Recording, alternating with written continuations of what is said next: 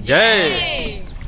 ये जिसमें चल रहे जमुना जी है जी। और ध्यान देना तभी समझ में आएगा। जी जी ये जिसमें चल रहे जमुना मैया है। जी जमुना मैया कहाँ से निकलती है? यमुनोत्री, जी उत्तराखंड। जी। आती है पश्चिम साइड से।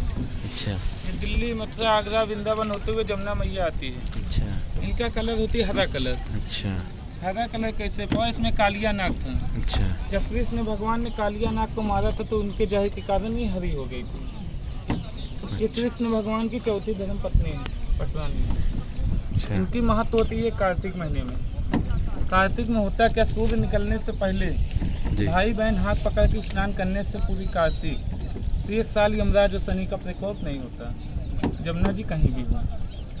गंगा मैया निकल के आती है उत्तर साइड से, वो भी निकलती है उत्तराखंड से, गंगोत्री से, गौमुख।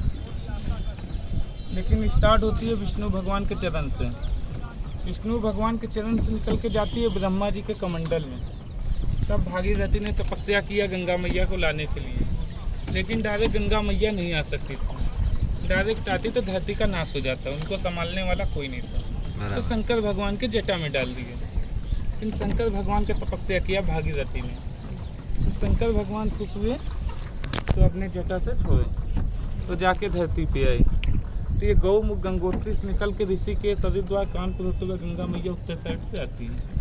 उनका जो कलर होता है मटमैला कलर होता है। और सरस्वती माता गुप्त नदी है, वो भी निकलती है उत्तराखंड से।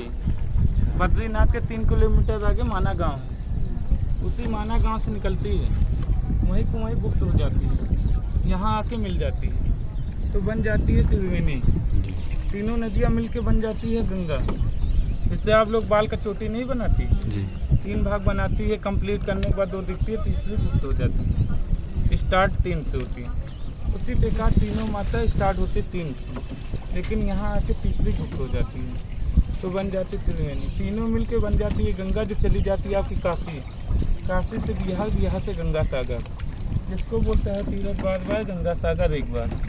सारी नदियाँ वहाँ जाके समाप्त हो जाती है गंगा सागर। ये किला है, किले के अंदर देखने के लिए बट ब्रिज है, अच्छेवट का पेड़, जिसके नीचे राम भगवान ने पिंडदान किए थे। जब राम भगवान 14 वर्ष वनवास जा रहे थे तो रास्ते में पता चला राजा दशरथ का मृत्यु हो गया। जब 14 वर्ष वनवास करके आए तो यहीं पिंडदान किए थे, तभी से ये विष्णु भगवान का मुख्य कहलाया। पिंडदान तो 4 जगह होता है, प्रयाग, काशी, गया, बद्रीनाथ, लेकिन ये विष्णु भगवान का मुख है। इंसान मुख से खाता तभी पेट में जाता है, इसलिए पहला प्रयाग में, दूसरा काशी, तीसरा गया, चौथा बद्रीनाथ। काशी नाभि, चरण गया, बद्रीनाथ कपाल क्रिया सर। स्नान करने के बाद गीले वस्त्रों में होता पितरों को तारने के लिए। भागीरथी ने गंगा मैया का असली कार्य इसीलिए लाया, पिंडदान के लिए। इसीलिए जिसका माता पिता नहीं रहता वो भी आशा लगाए रहते हैं, मेरे फैमिली से कोई आएगा, एक पिंड देगा, मुझे भी मोक्ष मिलेगा। ये कुंभ मेला, माघ मेला जमीन है जो अभी लगा था। कुंभ मेला 4 जगह होता है, प्रयाग में होता है, नासिक में होती है, उज्जैन, हरिद्वार। लेकिन जितनी जनता प्रयाग में वहाँ जाती है पूरे विश्व में कहीं नहीं आती। इसीलिए से बोलते सारे तीर्थों के राजा प्रयागराज। यहाँ सच्चे मन से मांगने से त्रिवेणी मैया सभी की मनोकामना पूर्ण करती है, तभी लोग यहाँ आते हैं तो त्रिवेणी माता में खाली चरण नहीं मारते। इससे मुसलमानों का माना हुआ मक्का मदीना नहीं है, जाते हैं अपने मुसलमान सुन्नी सेरापुर बसाता, जो भी चाहता उसी प्रकार जो भी नहाने घूमने वाला आते हैं अपने बाल बच्चों, घर परिवार, सुख शांति के लिए यहाँ स्नान करने के पहले चाहता क्या है?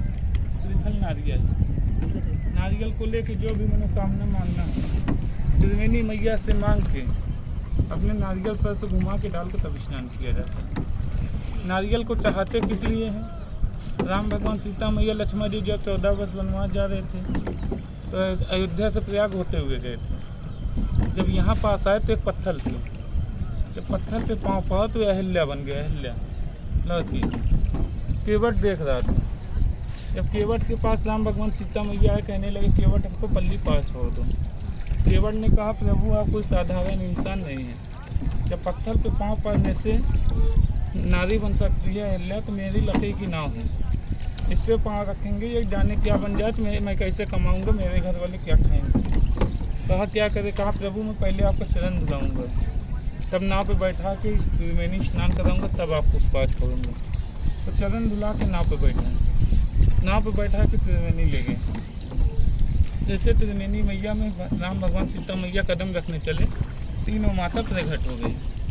कहने लगे प्रभु मैं इतने वर्षों से आपका इंतजार कर रही थी, जब इतने वर्षों बाद आप यहाँ आए हैं, खाली लात मार देंगे, ज़िंदगी भर जो आएगा हमें लात मारता रहेगा। ऐसा करिए कि आने वाले युग में मेरा भी सम्मान है, जो भी लोग आए हमें यह सम्मान स्नान करके जाए, बल्कि लात मार के ना जाए।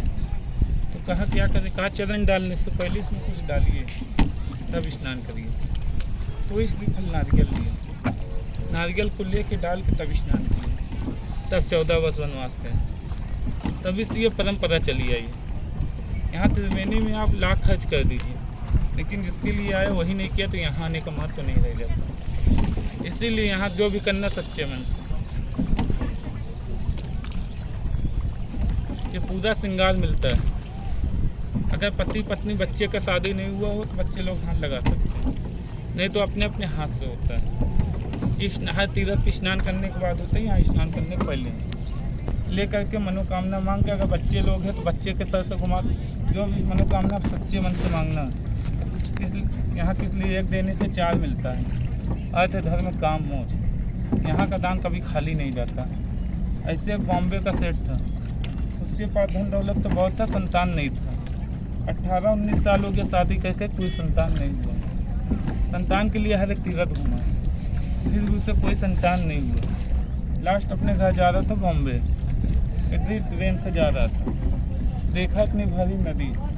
किसी आदमी से पूछा कि इतनी भारी नदी कौन सी है, उसने बताया कि सारे तीर्थों के राजा से प्रयागराज कहते हैं। यहाँ मनोकामना मांगने से मनोकामना पूरी होती है। तो उसने सोचा कि हर जगह हो लिया तो यहाँ भी हो लिया। इससे आप लोग आए वैसे हो भी आया। नाव किए त्रिवेणी संगम गए, और त्रिवेणी बताने क्या चाहते हैं, नारियल। वही नारियल डालते समय मांगा त्रिवेणी मैया मुझे पुत्र देंगे तो मैं आपके नाम से मंदिर बनवाऊंगा। 1 साल बाद उसे बेटा हुआ, तो बच्चे को लेकर आया, मुंडन करवाया, भंडारा करवाया, मंदिर बनवाया, तो वापस अपने घर गया। ये मंदिर कहते सारे तीर्थों के राजा प्रयागराज में। कहते नहीं मानो तो गंगा मन इत बहता पानी।